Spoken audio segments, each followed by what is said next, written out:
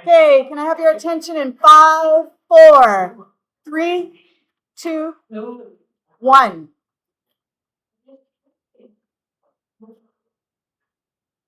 Ladies, we hit 1. Put that away. Excellent, thank you. All right, so we are going to be on page 41. We're working our way through section 5.2. We will have a quiz on section 5.2 next week. I'm thinking next Wednesday. Okay, so Science 9, quiz 5.2 next Wednesday. That means that over the weekend, you should be putting together your what? Cheat sheet for section 5.2.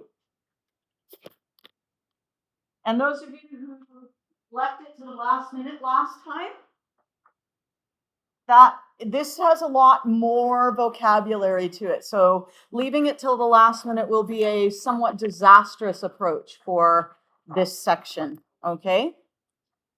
Is that up and running now? Yes, it is. Excellent. Okay. So we have DNA. Is DNA single-stranded or double-stranded? Double-stranded.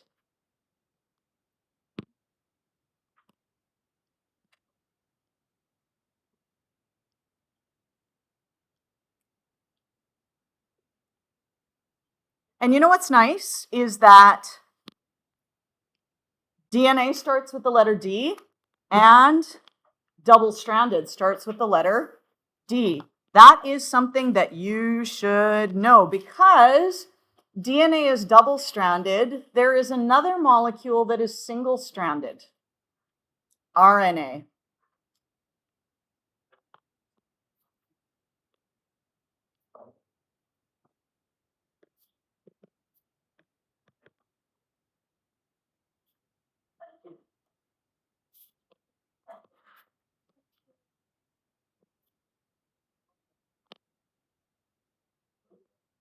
And do you guys remember, do we write DNA like this? No. Do we write RNA like this? No, they have to be all caps, all capital letters. And we don't do it like this either.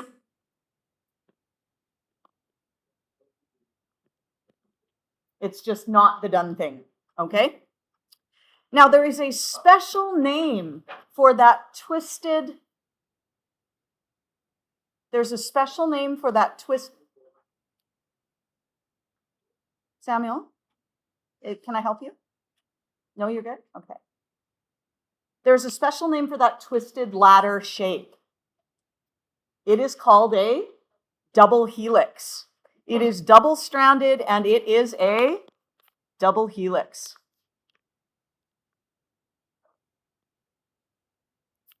A helix is a spiral, okay? So the word helix means spiral.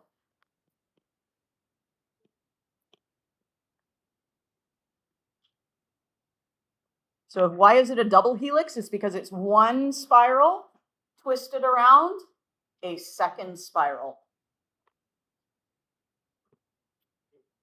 And often what we'll do with DNA is we will take one of those strands, we'll separate it from the other side, and we're going to untwist it so it looks simpler to deal with. Okay, so we've got one side. It's now flattened out, so it's a 2D representation of a 3D structure. And you can see that there is this part here, which is the side. Okay, and then there's this part over here, which is the middle part.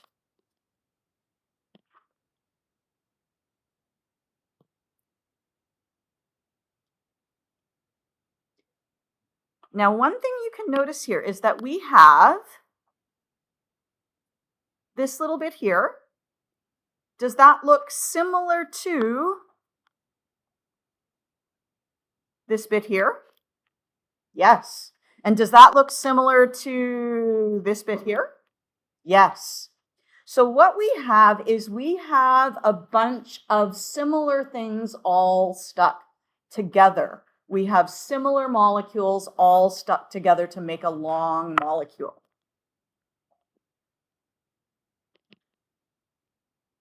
So similar small molecules.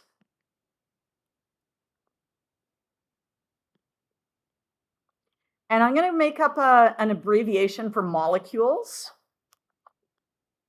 MC. So if you see me write MC, what does that stand for? Molecules. Similar small molecules are all stuck together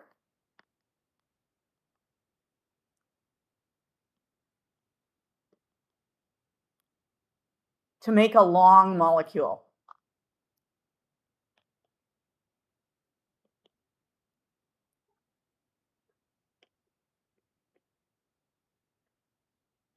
A long MC, what does MC stand for? Molecule, okay?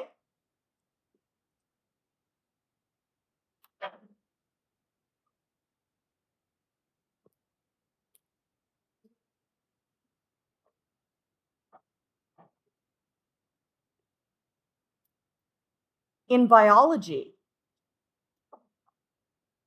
can you boys sit beside each other, or is that not going to work? Okay. Well, I'll make a decision on that, but I need to see good habits. In biology, there's a lot of times when we take similar small molecules and we stick them together and we make them into a long molecule. Can anyone think of another instance where we saw that happen, maybe in that video we watched? Anyone remember that? The ribosome took things and stuck them together. Yeah, we got a protein. What was the protein made out of? Anyone remember that? It was made out of amino acids. So we took a whole bunch of amino acids, which are similar to each other, and we stuck them together and made a big long molecule called a protein. Here, we are taking things that are not amino acids and we're sticking them together. We're not making a protein, we are making DNA. Because this happens a lot in biology, we have general terms for it. The polymer is the long molecule made of many small molecules.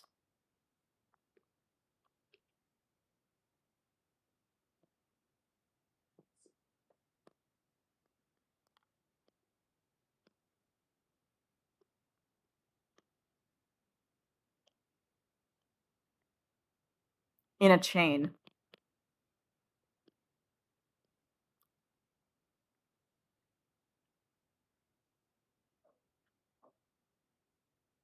Poly means many.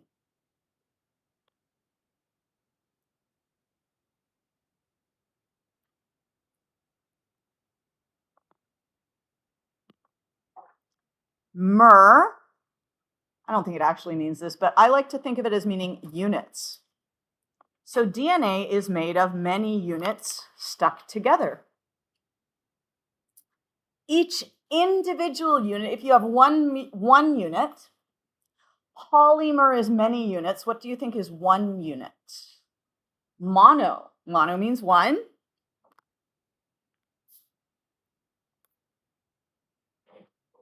Mer means unit.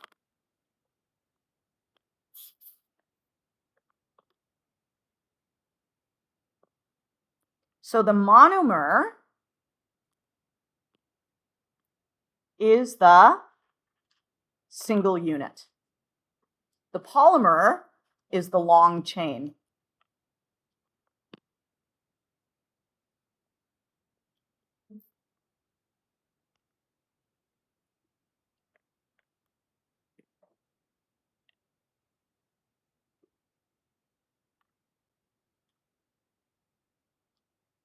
So the polymer is the chain of repeating simple molecules. And those simple molecules, those are our monomers.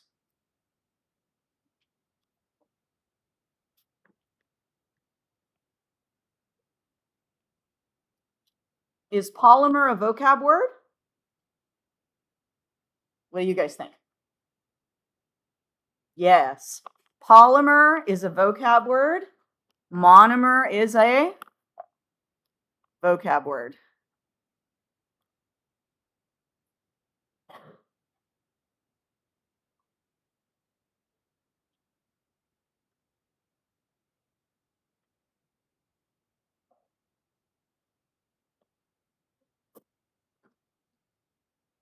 Now, a single unit, the monomer for DNA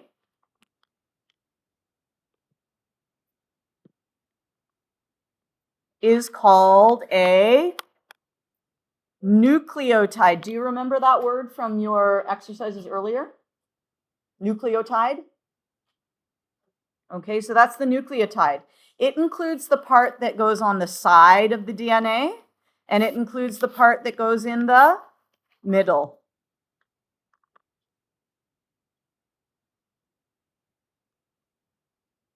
A bunch of nucleotides stuck together make DNA.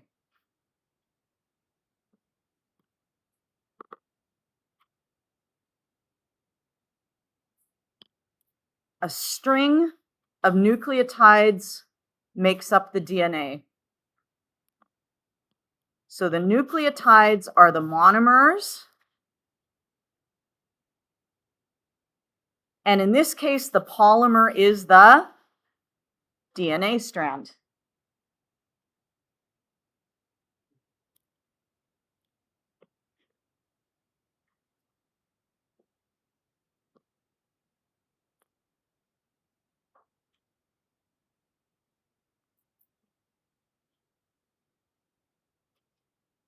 Now we're going to break down the the nucleotide a little bit more. We're going to zoom in. This is simplified. And this one is fancier. So this part here is the side of the DNA molecule. And this is the side of the DNA molecule.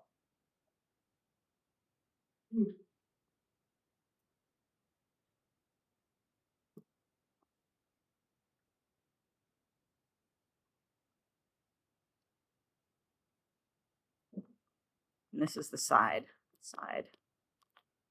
Okay. So this is made up of, the circle is a phosphate. Do you guys remember what phosphate is? Anyone remember? What elements are in phosphate? Phosphorus. Anyone remember what the other one is? Oxygen.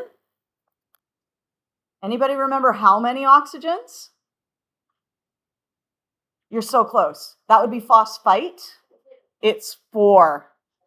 Okay?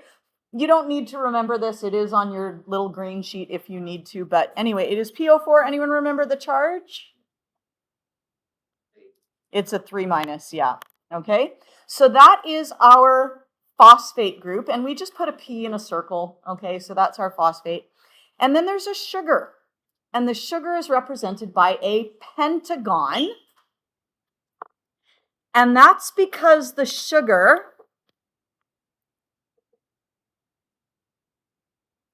is made of a carbon attached to a carbon attached to a carbon attached to a carbon attached to a carbon attached to a carbon. There are 1, 2, 3, 4, 5 carbons. 1, 2, 3, 4, 5 carbon atoms, and they're in a 5-sided ring. That is the most terrible pentagon I have ever drawn. I'm so sorry about that. So we have our phosphate, we have our sugar, and then this part that's in the middle of the DNA molecule, that's called the base.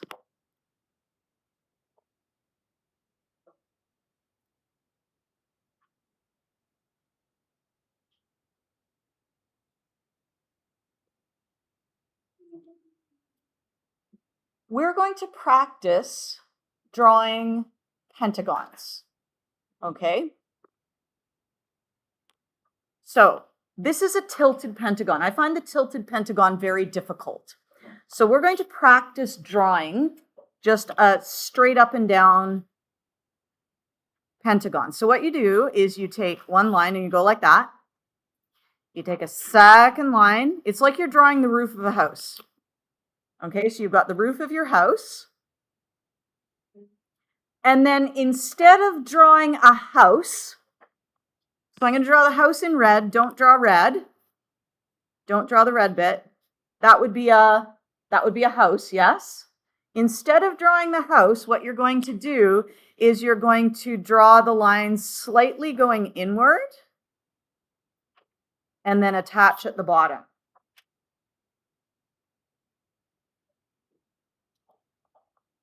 So practice drawing 5 pentagons. You can do more if you want to. So draw the roof of the house, draw the walls of the house slanted inward, and then connect the bottom. And if you're having trouble, that's okay. I'm going to come around and take a look at your pentagons and see how they're going. That looks great. Drop the one more. I don't see any pentagons. Oh, there we go. Okay, that's 1, 2. You need 3 more. 3 more.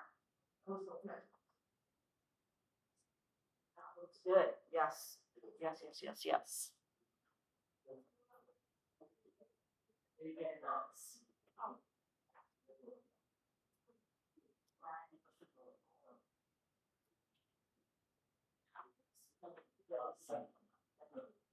You can draw more than 5 if you want to, but that'll do. Beautiful.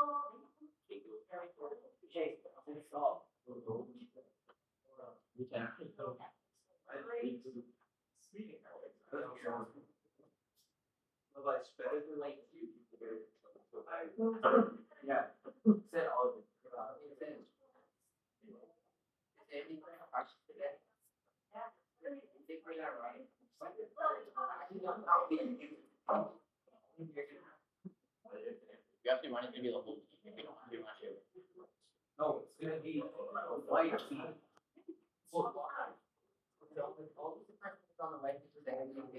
Okay. If you have enough room, we are now going to draw a nucleotide. So I'm going to draw a circle. That was a terrible circle, but you know, it's close enough. I'm going to draw a circle. I'm just going to draw a line coming right down from the circle. And then I'm going to draw my pentagon.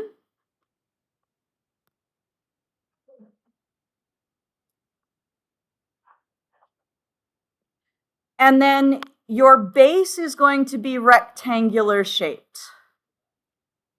So you've got a circle, a pentagon, and a rectangle.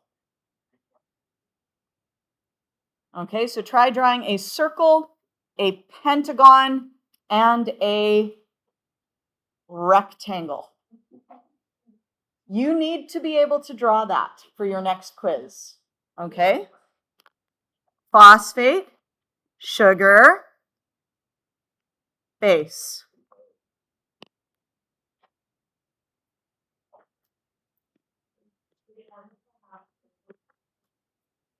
Pardon me? You could if you want to, or you can just leave it as a rectangle. Okay?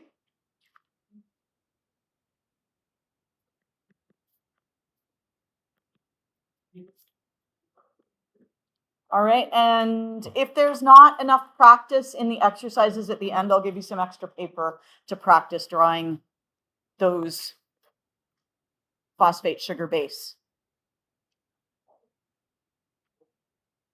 And what do we call this whole structure here? This whole thing is called the phosphate and sugar and base together.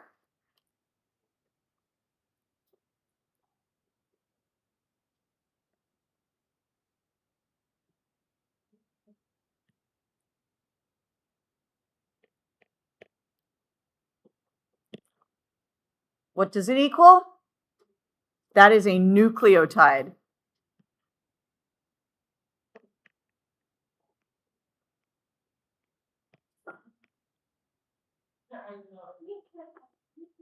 Nucleotide.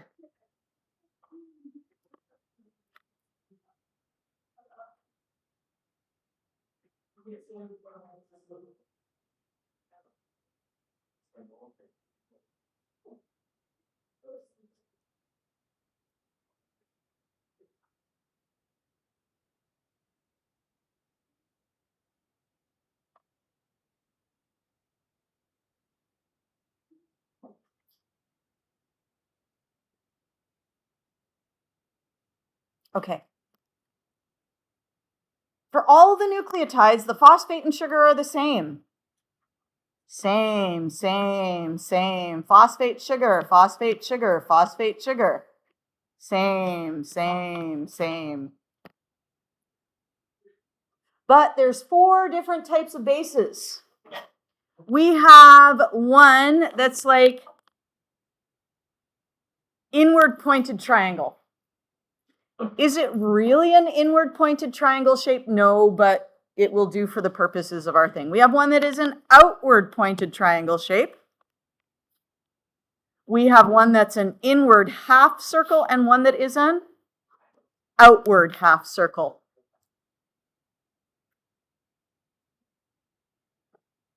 Are you responsible for knowing the 4 letters for the bases?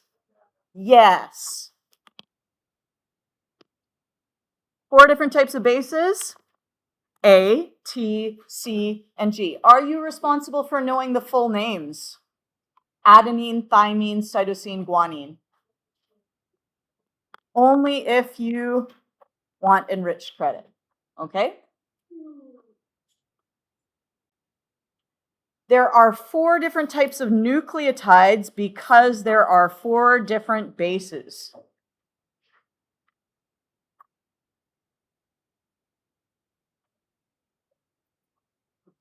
Now we're going to take 2 nucleotides and combine them to form a polymer. There's 1, there's 2, and all we do is we attach the 2 to each other. What do you think is doing that attaching? What sort of thing sticks different molecules to each other?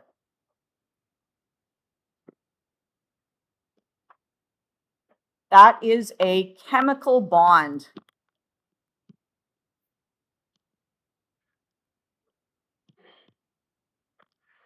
Okay, so you got nucleotide, chemical bond, nucleotide. The phosphate is stuck to the sugar by a bond. The base is stuck to the nucleotide by to the sugar by a bond.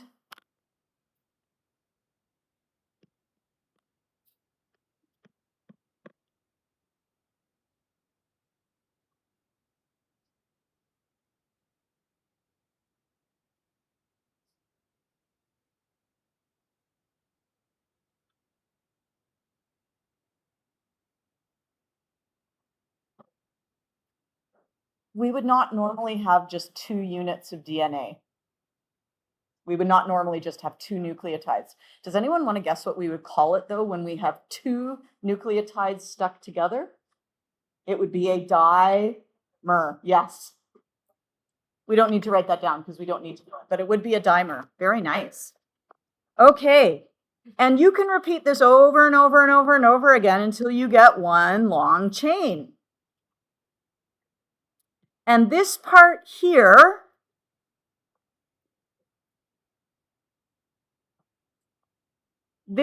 repeats. It goes sugar, phosphate.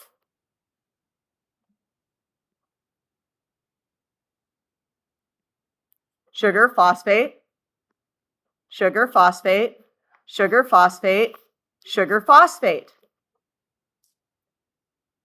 And that structure supports the DNA molecule. What do we call the long thing in your body that supports your body? We call that your spinal cord. We also can call it your backbone. Yeah? Excellent. So this part of the DNA molecule is actually called the sugar phosphate backbone.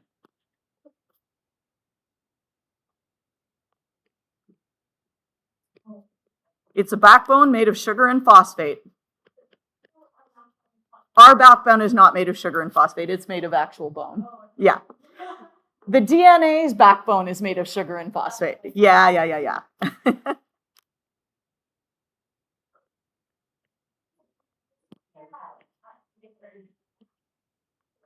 The sugar phosphate backbone is the sides of the DNA molecule.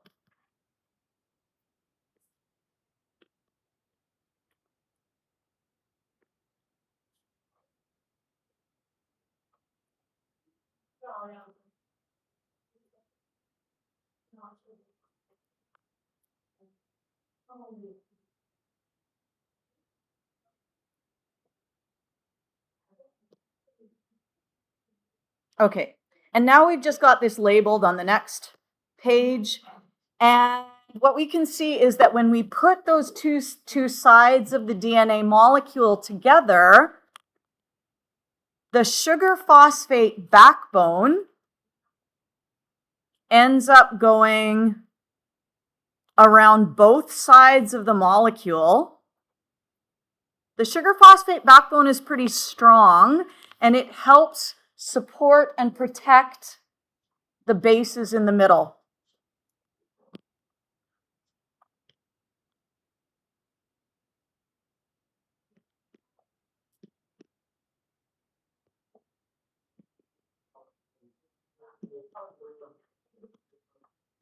The sugar phosphate backbone helps support and protect the bases in the middle.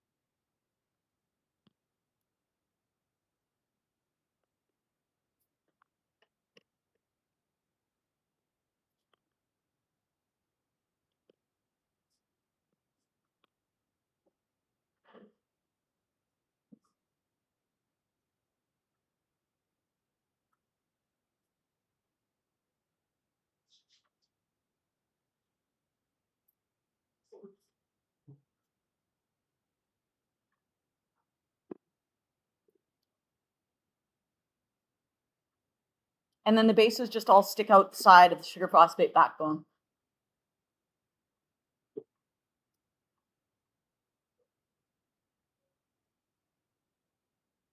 Okay. How does the DNA join together? How do we join the two strands together? The bases join the two strands of DNA. Whoa, what's happening here? There we go. Together.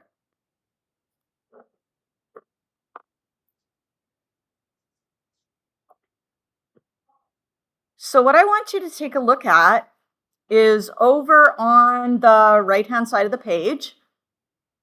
You'll notice that every time you have an inward triangle on the left, you have an outward triangle on the right. When you have an outward triangle on the left, you have an inward triangle on the right. When you have an inward circle, you have an outward circle. So these shapes match up perfectly.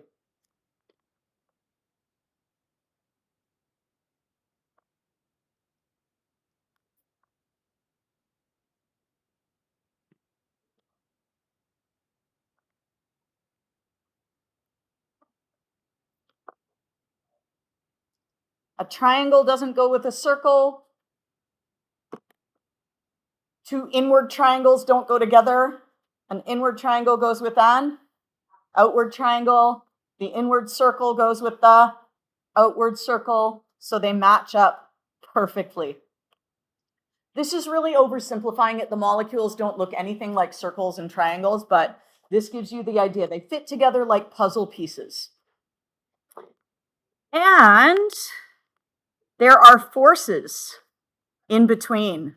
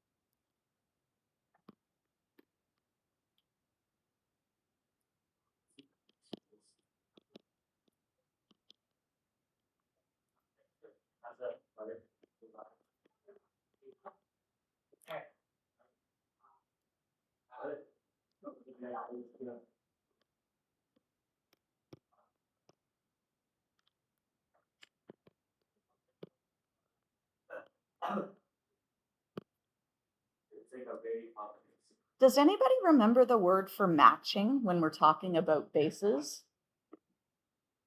Bases that match up with one another? It starts with a C.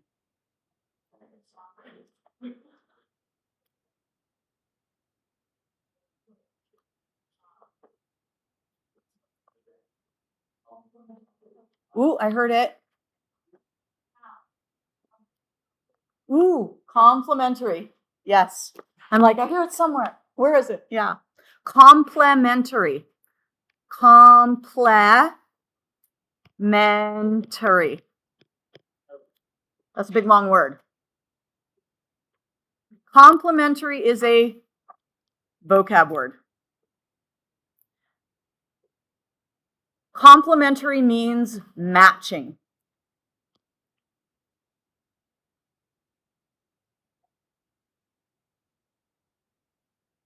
So that means triangle goes with triangle. Those are complementary. Inward circle goes with outward circle. Those are complementary. And it's not complementary if you're into spelling. I'm not going to get too excited about it. It's complementary. If things complement each other, it means they match up perfectly. If you say a compliment to someone, it means you're saying something nice about them. So, this molecule might be like, oh, look at your forces. Those are lovely today. But I'm just joking. That's not what it is. That's just me being silly. Okay. An enriched thing, if you want to. Do you notice something about the sugar phosphate backbones on opposite sides? Take a look at the sugar phosphate backbone on the left and the sugar phosphate backbone on the right. Is there something different about them? Chat with your neighbor about that. See if you can find something different about them.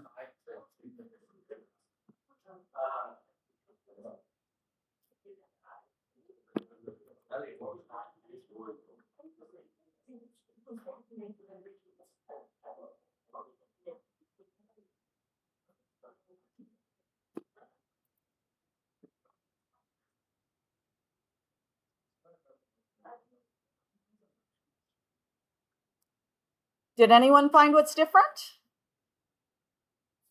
Surely somebody did. They're different shapes. So we've got, if we look at this, it goes our little phosphate, and then our sugar points that way. But on the other side, our phosphate and sugar are, how would we compare these to one another? How would I compare this to this? What are they like compared to each other? They're upside down. So one side goes sugar, phosphate, sugar, phosphate, sugar, phosphate. The other side goes phosphate, sugar, phosphate, sugar, phosphate, sugar. So the strands are upside down in relation to each other.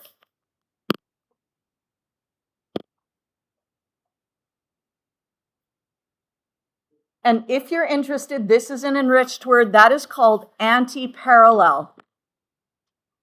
I'm not quite sure why it's anti-parallel. The strands are still parallel. It's just that one is pointing up and one is pointing down, but they're still parallel.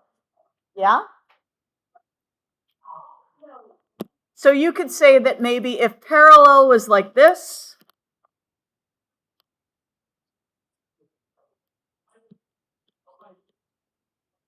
and don't tell this to your math teachers because they'll be like, those are still just parallel. This is a biology term.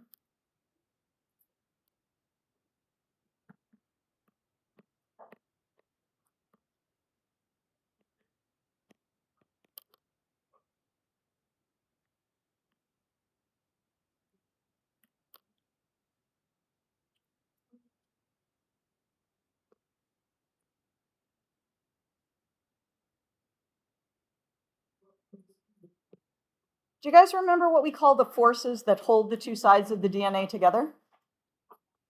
They're actually not chemical bonds. They are weaker than chemical bonds. Yes.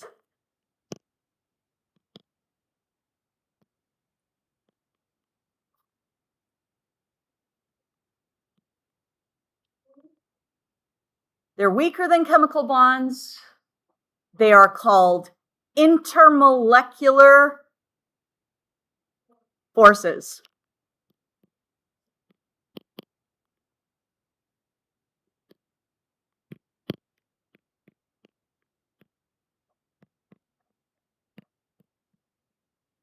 Anyone remember what inter means? If you travel internationally, you're not traveling within a nation, you're traveling between nations. So inter means between. So intermolecular forces are forces between molecules. I know, it just says what it is. And if you don't like that big long word, you can just call them IMFs. Okay? Intermolecular forces. If you're into biology, you can learn that there is a special name for these particular ones. These ones are called hydrogen bonds.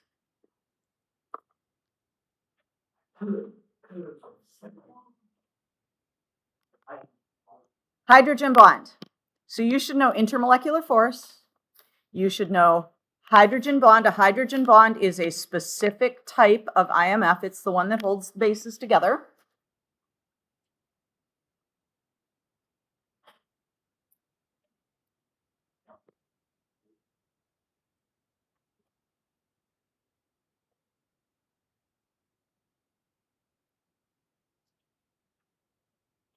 And I think, should I make this part enriched? Yes. This part here is the enriched part. Hydrogen bonds are perfect for holding the two strands of the DNA together because they're strong enough to hold it together. They are the strongest type of IMF. They are the strongest IMF, which means they're strong enough to hold it together. That keeps the DNA in good repair.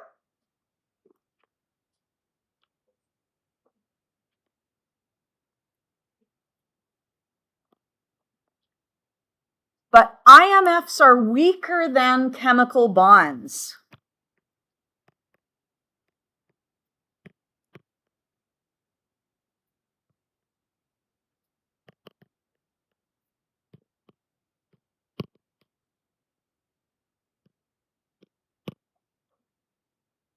So these hydrogen bonds, they're strong enough to keep it together, but they're also weak enough that when you need that DNA to open up so you can make a copy of it, like maybe an RNA molecule or a copy of the DNA itself, it will be able to open up. So it's weak enough that you can break them apart when you need to. Okay, that part is the enriched part. And I think you guys have listened to me enough today, other than the fact that A always pairs with T, G always pairs with C. And if you have trouble remembering it, you can remember that apples go in the tree. Apples go in the tree. And where does the car go? The car goes in the garage. So A always goes with T and G always goes with C.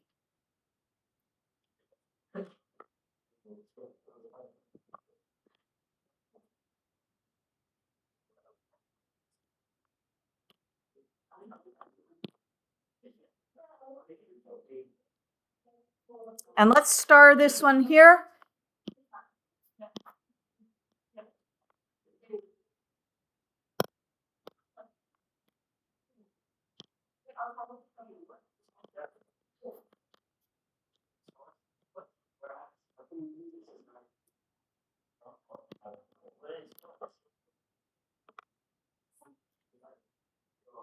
And I think that's where we're going to end for now.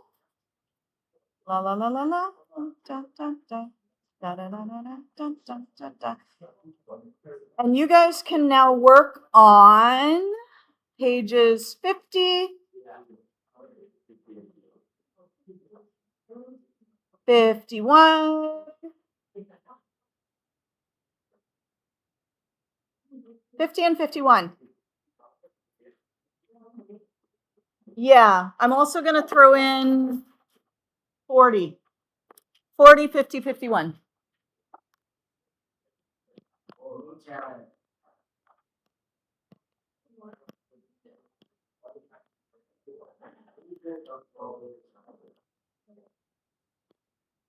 And if you did not get a chance to do the quiz yesterday because you were away, now would be not a bad time to do that.